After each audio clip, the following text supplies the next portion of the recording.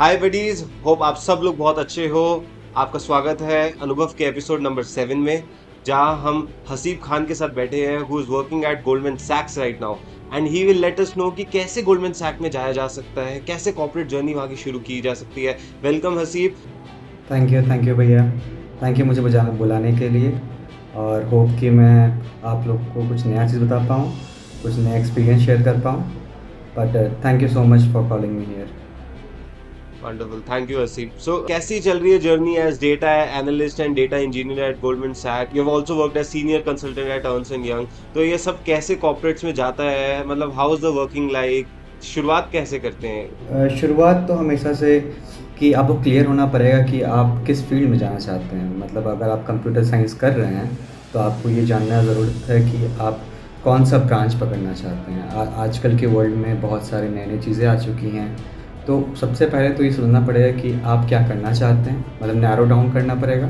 और वहाँ से फिर आप जॉब के लिए अप्लाई कर सकते हैं। बहुत जगह साइट्स हैं, naukri.com है, लिंक्डइन है। वहाँ पे आप बार बार विज़िट कीजिए। उनके जो ओरिजिनल साइट्स होते हैं, वेबसाइट्स होते हैं, वहाँ पे जॉब का अलग सेक्शन होता है। वहाँ पे जा कर के आप विज़िट कीजिए। वहाँ देखिए किस तरह की जॉब्स अवेलेबल है, कितना एक्सपीरियंस मांग रहा है। उस जॉब के डिस्क्रिप्शन को पढ़िए। जितनी बार पढ़िएगा आपको क्लियर होगा वो चाह क्या रहे हैं। अगर आप जो कर रहे हैं, आप जो पढ़ रहे हैं, वो मैच खाता है तो ही उस जॉब पे अप्लाई कीजिए।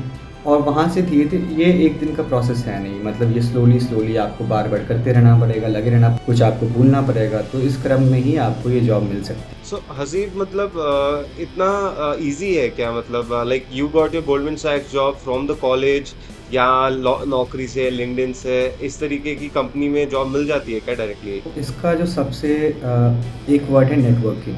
तो हमेशा जब आप किसी जगह जॉब कर रहे हैं या फिर जॉब चेंज करना चाह रहे हैं या जॉब तलाश कर रहे हैं, तो सबसे पहले ज़रूरी है आपको जानना कि कोई वहाँ पहले से काम करता है।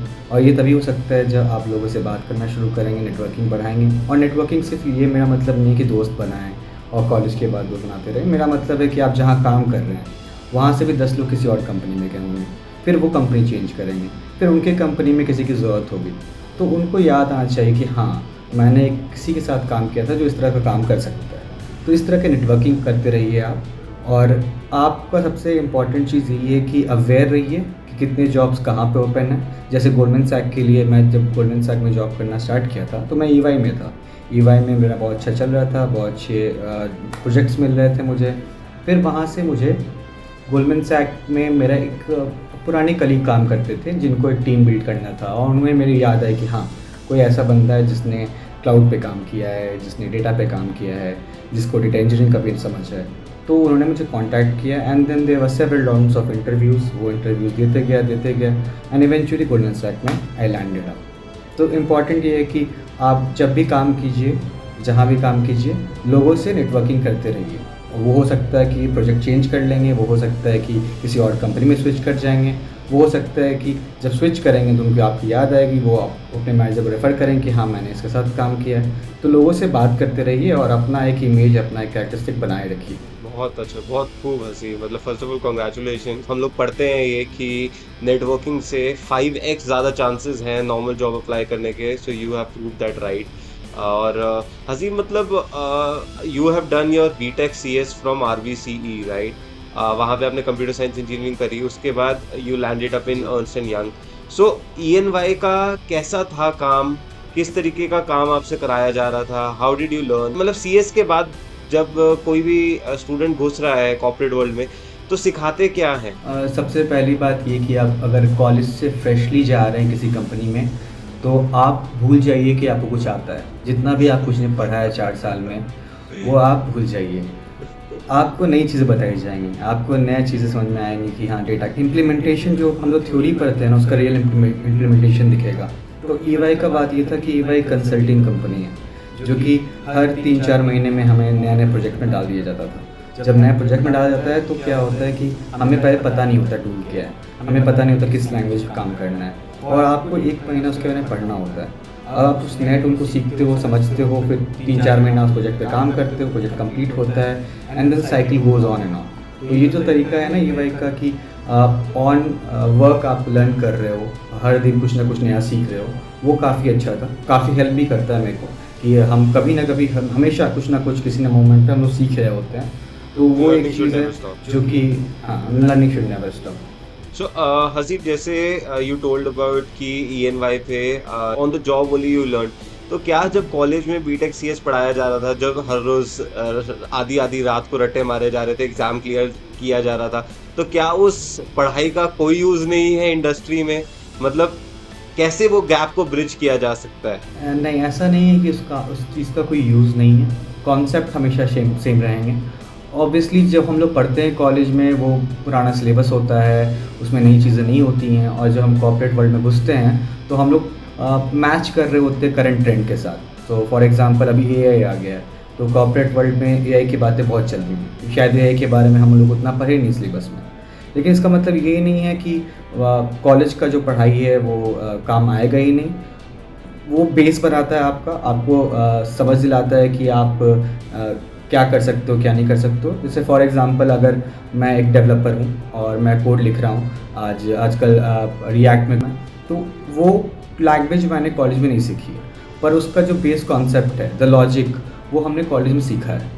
और उसको हम लोग कभी नहीं भूलना नहीं चाहिए, और उसको बार बार रीयूज़ करते रहना चाहिए। अपना जो एल्गोरिदम्स उसको स्ट्रॉन्ग करते रहना चाहिए।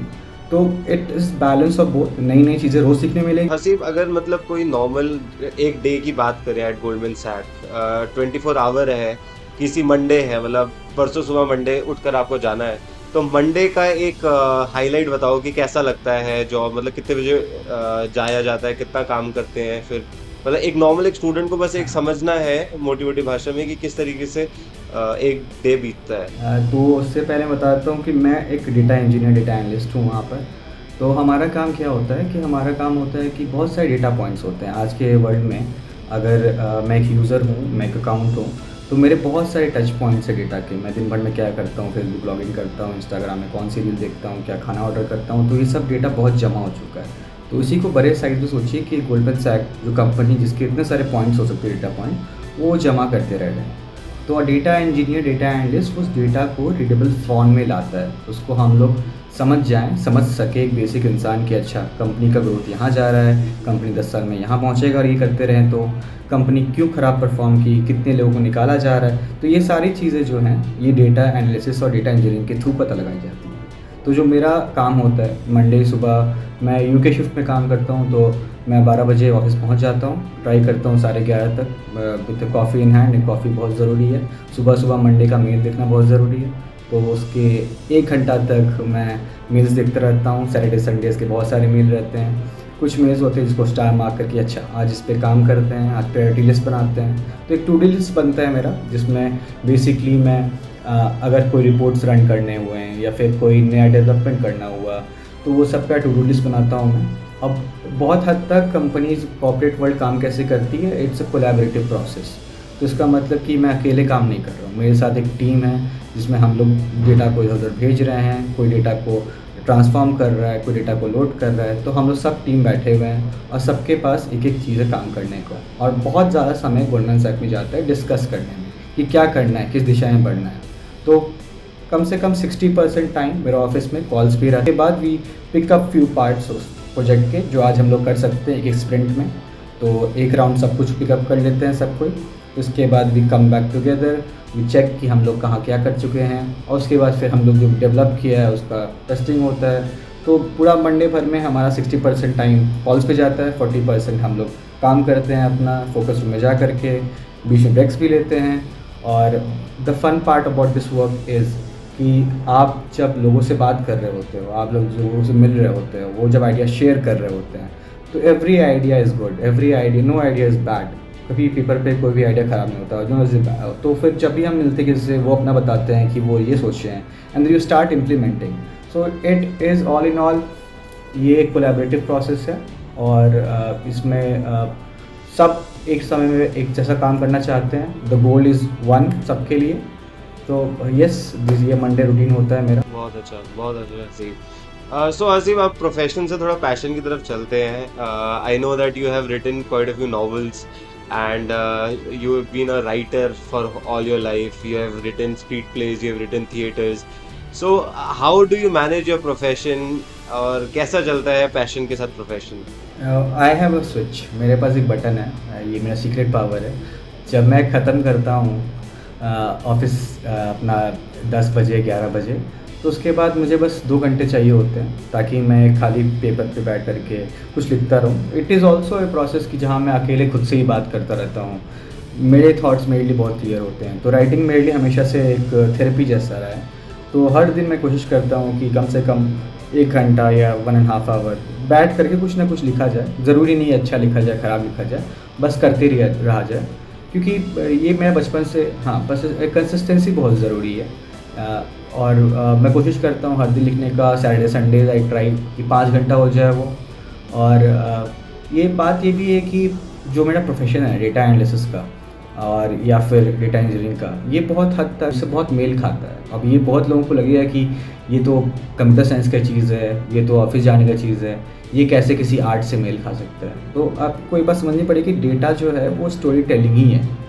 आप वहाँ पर डेटा के साथ कंपनी को बता रहे हो कि 10 साल बाद आपका ये होने वाला है, या ये कारणवश आपकी कंपनी यहाँ पे घाटे में आ गई। तो बताने का तरीका, एक स्क्रीन पर आप देख रहे हो कहाँ से कहाँ तक, एंड रिज़ल्ट तक देख रहे हो कि ये कारण के कारण आपके क्वार्टर 4 में इतना ड्रॉप जाएगा। ये बोलना एक तरीका है डेटा में, तो वो भी एक स्टोरी टेलिंग है ऑल इन ऑल। और मुझे लगता है कि दोनों एक दूसरे को कॉम्प्लीमेंट भी करता है। और जब चाहूँ मैं स्विच ऑफ कर लेता हूँ और फोकस हो जाता हूँ कि अब मैं राइटर हूँ, अब मैं लेखक हूँ, अब मैं लिखूँगा, और उसी तरह सोचता हूँ फिर। तो क्या लिख रहे हो आजकल? आजकल मैं लिख रहा हूँ एक स्क्रीन प्ले। तो मैं एक राइटर्स ग्रुप के साथ भी काम करता हूँ, और हमारा सैटरडे संडे मीटिंग होता है। तो उनके साथ ही हम लोग 2-3 स्क्रिप्ट पे काम कर रहे हैं। एक अभी मैं एक स्क्रिप्ट ख़त्म की मैंने, उसका नाम मेरी गो राउंड है। उसके जस्ट बाद अभी हम लोग दूसरे स्क्रिप्ट के आइडिएशन और डेवलपमेंट पे काम कर रहे हैं। और ये भी अच्छा प्रोसेस है, ये भी कंज्यूमिंग प्रोसेस है, लेकिन मज़ा आता है इसको करने में। नहीं मतलब मंडे टू फ्राइडे जॉब और सैटरडे संडेज पे लगा देना है, तो अपने लिए टाइम कब मिलता है पूरा? जो बात है कि अपने लिए टाइम, वो राइटिंग का ही टाइम है। अच्छा, मतलब जो पैशन वाला है वो अपने लिए ही है एक तरीके से। वो अपने लिए, हाँ। वंडरफुल है जी। तो बहुत अच्छा लगा यार। You have shared, it is your beauty, वही beauty lies in the eyes of the beholder वाली बात है कि अपना प्रोफेशन को कैसे, उसमें ही आपने स्टोरी टेलिंग को चुन लिया। Usually I tell my students कि यार तुम अपना पैशन फॉलो करो, बट यू हैव एग्जाम्प्लीफाइड कि कैसे प्रोफेशन में भी तुम अपना पैशन के कई कई नुआंसेस डाल सकते हो और वो भी अच्छी तरह से जिए जा सकते हैं। So very very good to hear about that. So this brings us to the final round of our show, जिसमें I'm gonna ask you 5 questions, rapid fire questions. You have to ask me very swiftly, ठीक है? So here comes the first question. आप क्या सोचते हैं? What is the best advice for students? अपने सपने को ना मरने देना बहुत टफ होता है मुझे लगता है। और मैं कहता हूँ सबको कि आप कुछ भी करो, आप जितना ही पैसा कमाना कमाओ, जहाँ भी जाना जाओ, जिस तरह भी करना है करो। अगर आपके पास सपना है, एक छोटा सपना, कुछ भी हो सकता है, एक कॉफ़ी शॉप खोलने का सपना, एक बार वर्ल्ड टूर करने का सपना, या फिर घर जाने का सपना, कुछ भी हो सकता है, उसको कभी मरने मत देना। दुनिया बहुत बैठी हुई है कि वो किसी के सपने को मार दे, ख़त्म कर दे। लेकिन वही बात है कि हम लोग कैसे ज़िंदा रख सकते हैं। अगर ज़िंदा रख पाए सपने को तो सपने पूरे हो जाते हैं। बस ज़िंदा रखना ज़रूरी है सपने को। तो ये आ गया, राइटर बाहर आ गया मुझे लगता है। बहुत बहुत बहुत ब्यूटीफुल हसीब, बहुत ब्यूटीफुल बोला। अगर अच्छा, सबसे बुरी एडवाइस क्या है कि स्टूडेंट के लिए, सबसे बुरी एडवाइस क्या देते हैं लोग स्टूडेंट्स को?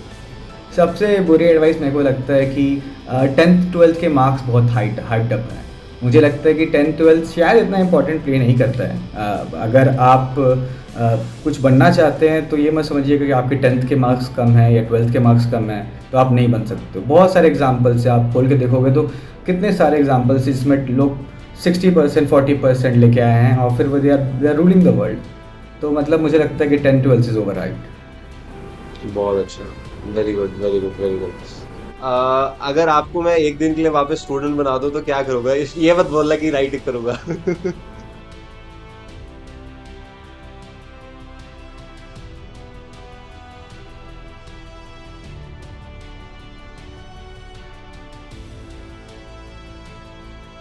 और आज लगता है कि मेरे हसीब को पढ़ना हसीब चाहिए था हसीब, काफ़ी। ये पढ़ाई वाली बातें नहीं है। अगर सच में स्टूडेंट बनाएंगे तो क्या बनोगी ये बताओ।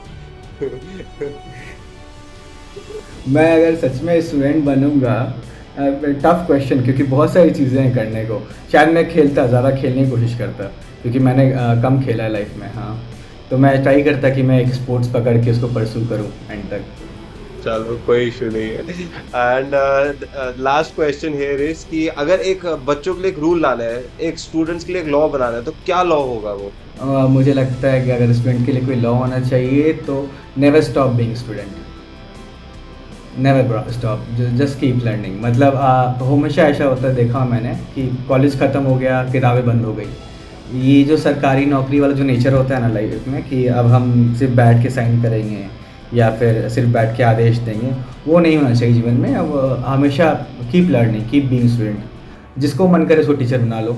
अगर तुमको लग रहा है कोई तुमको सिखा सकता है कुछ, तो सीखने में क्या अर्ज है, कुछ भी सीख सकते हो आप गिटार बजाने से लेकर के ड्राइविंग तक। हर किसी से कुछ ना कुछ सीख सकते हो, बिल्कुल सही बात। करेक्ट, एकदम करेक्ट, एकदम correct. So thank you so much Haseeb, I am happy to have spoken to you. मुझे लगता है जो जो स्टूडेंट्स आपको सुन रहे होंगे काफ़ी मोटिवेशन मिला, और बीच बीच में जो इतनी खूबसूरत लाइनें मिली, तो वो तो देखकर मेरा वैसे ही दिल बाग बाग हो गया। तो थैंक यू सो मच यार। थैंक यू सो मच भैया, thank you for having me on show.